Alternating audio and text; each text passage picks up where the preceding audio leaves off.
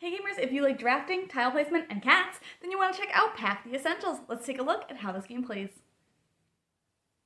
In the game, players are trying to pack up their suitcase as best they can to score the most points based on how many cats they put into their suitcase and the different to-do list items that are on the board for the given game. Players can play on the symmetrical boards, or they can flip over to the side that has the cat on them for a little bit of a different setup for each player.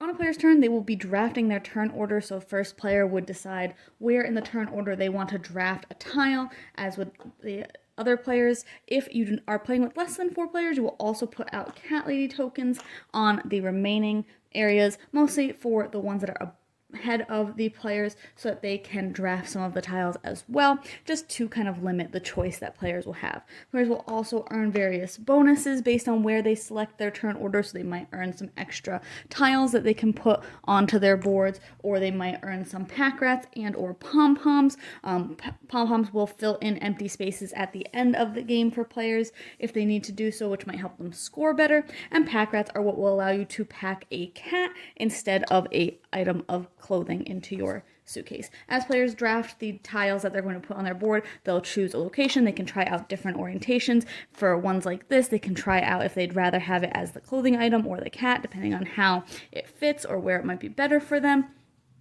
And then once a player has selected where they're going to put it, then everything will reset to the next round. First player will rotate, the board will refill, and players will just go like that for 12 rounds. At the end of the game, they'll score all of their cats, all of their to-do list items, and the player with the most points wins.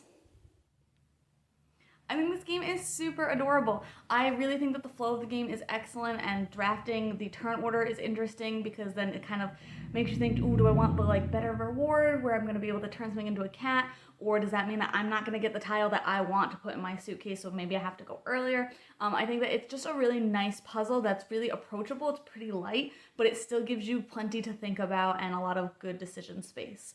I also really liked the solo mode. I thought that that could be very tricky because you don't know what spots are going to be blocked on every other round by the cat lady cards.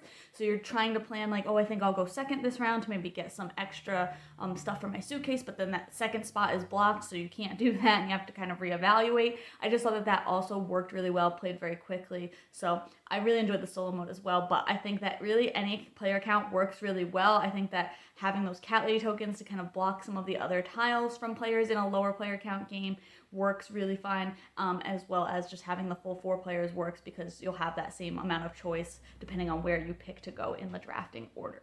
Overall, the game works really well. It's very approachable. I think it's very light enough for families, but also interesting enough for people who do like heavier games and just want something that's a little bit lighter every so often. But you can check my full thoughts on the block today to decide if this one's for you.